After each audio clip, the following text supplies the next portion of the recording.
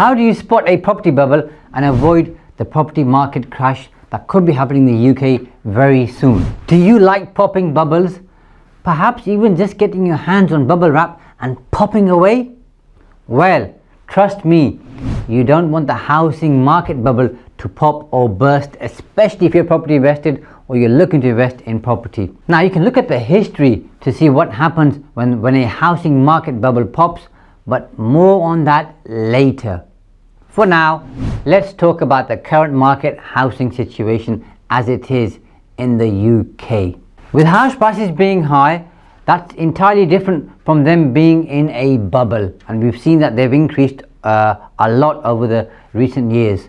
Now, there are key differences that prices that are inside a bubble are not sustainable, and therefore the bubble will explode sooner or later, because we know that from history, and history repeats itself. If not, best case, it's going to deflate. Now, how does one base this bubble philosophy, debate, argument, you might be thinking? Well, the PE ratio, of course. It's obvious, isn't it? Which is the price to earnings ratio, and this is where accountants and economists get excited. And that right now is at an all-time high. There is a sturdy bridge that connects the average house price to the average worker's earnings, which is a simplified way of saying that average house prices are linked to the average mortgage and average deposit. Now, as I've said, history repeats itself, or in some cases never wavers, and I'm sure you've seen that. If you haven't, you can study history and study recessions and you'll see a pattern of some sort. Banks have limited mortgages to 4 or 5 times the salary of a borrower, and they will probably continue to do so. If you take a glance at the last, let's say, 70 years, the ratio, or the P ratio, has gone up and down between 3.9 and 8.6, but the long-term average has been around 5 to 6. And although it has moved around a lot, it always comes back to the long-term average. Now, the major causes behind a housing market price bubble are low interest rates, speculation, economic boom, inadequate supply, easy access to credit, lax requirements from banks. You've seen this before, happened in 07, 08, and prior to that. Look at that list and tell me which of the following you can check off right now. Let's take a trip down memory lane, shall we? The 1970s barber boom. The first ever unsustainable spike happened in the early 1970s, which, by the way, wasn't 30 years ago. 30 years ago was the 1990s, and I, for the life of me, cannot seem to fathom that. Anyway, the 70s is when the barber boom occurred, but it went away quickly. The boom went past and then back to normal times, as we normally do. Well, as normal as the 70s could get, by the way. You're holding the bag? Just let go, you moron. Fine. The 1980s property boom, and I remember that. I was young, but I still remember it. The 70s led to a more optimistic 80s, which led to the delusion of millions of people thinking the good times would never end. Delusions! 10 years later, and house prices were at it again. This time the bubble wanted to enjoy the London lifestyle, so it stayed there.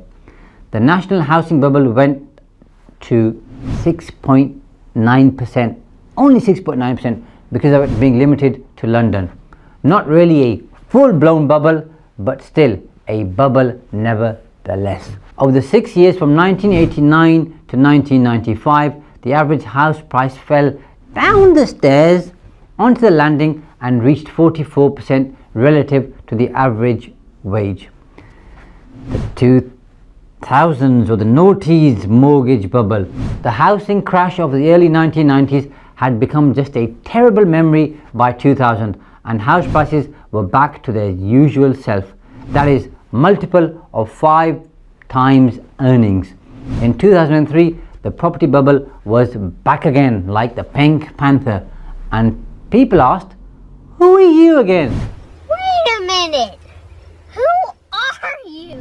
And the bubble replied, "I'm vengeance." The interest rates were so low you could not see them coming. They were at 3.5%. The bubble became full-blown in 2007 when the average UK house cost 8.5 times. That's right, 8.5 times the average wage in those days. The global financial crisis led to banks being less willing to lend mortgages, even though it was all their fault, which made house prices collapse to some extent. From that point up to 2012, the average house price after adjusting for inflation fell by 25%. So, boys and girls and kids, what does history tell us? History tells us that bubbles will burst. Profound. Truly deep. The point is, the UK housing market is not so good the point is, the UK housing market is in not such a good position. It is vulnerable, and we do not want that. So 3 things that you and I do not want to witness when it comes to the UK housing market situation, and those are higher interest rates, a long, deep style recession, and negative or ill feeling towards house prices. If good times are the only way, which I sincerely hope they are, then house prices should fall back to fair value over the next 5 years, one would assume. But they should do so in a calm and decent manner, which means nominal price decline and strong wage growth. Now that would be a thing, wouldn't it?